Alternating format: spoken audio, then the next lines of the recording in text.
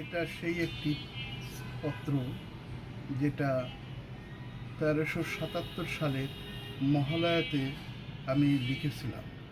আমি তখন জগন্নাথ হলে, ঢাকা বিশ্ববিদ্যালয়ের জগন্নাথ হলে অবস্থান করতাম।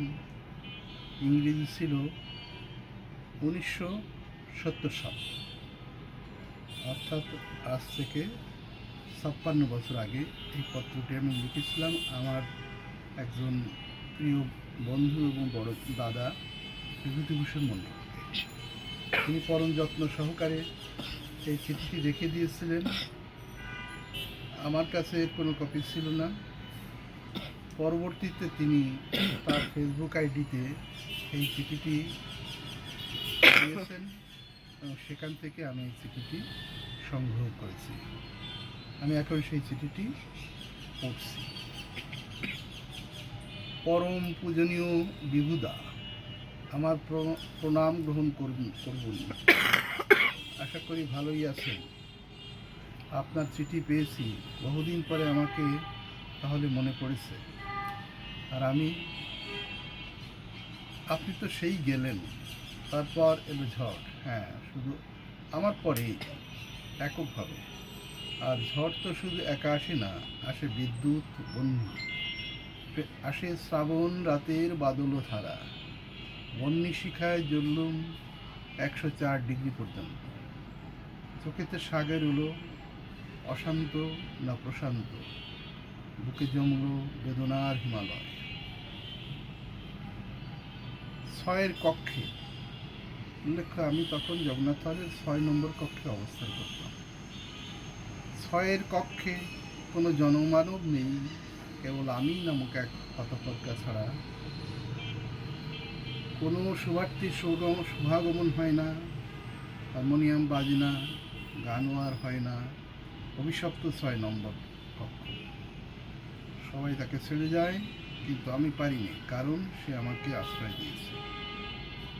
ব্যথা আসে, দুঃখ আসে, সময়ের সাথে তবু চলতে হয়, কারণ চলাটাই তো জীবনের ধর্ম। গতিহীনতাই মৃত্যু। চলতে পথে মাঝে মাঝে দিশেহারা হই, থমকে দাঁড়াই, অন্ধকারে পথ খুঁজে পাই না। আমি আলো চাই, আলো, আরো আলো। এই দেখুন কত বকলাম। হয়তো বিরক্ত হয়েছি।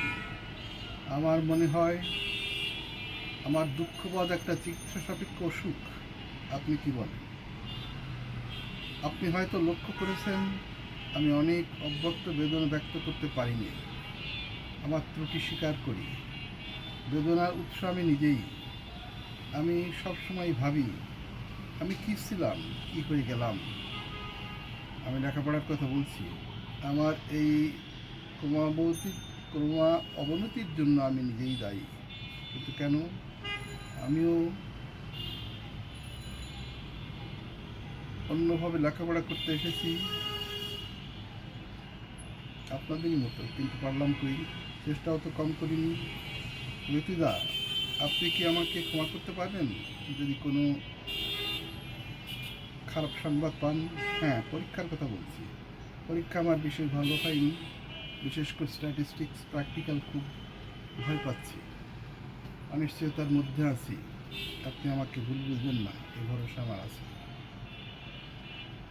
আমার কাছে জীবন মানে দুর্বিষহ যন্ত্রণা, জীবন মানে প্রতিনিয়ত সংগ্রাম আর বেঁচে থাকা।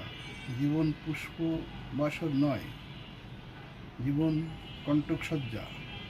আপনার চিঠি পড়েই বুঝলাম আপনার সুখে আছেন। প্রার্থনা করি এই সুখ আপনার অব্যাহত থাকে। হাসি অনেক আনন্দের মাঝে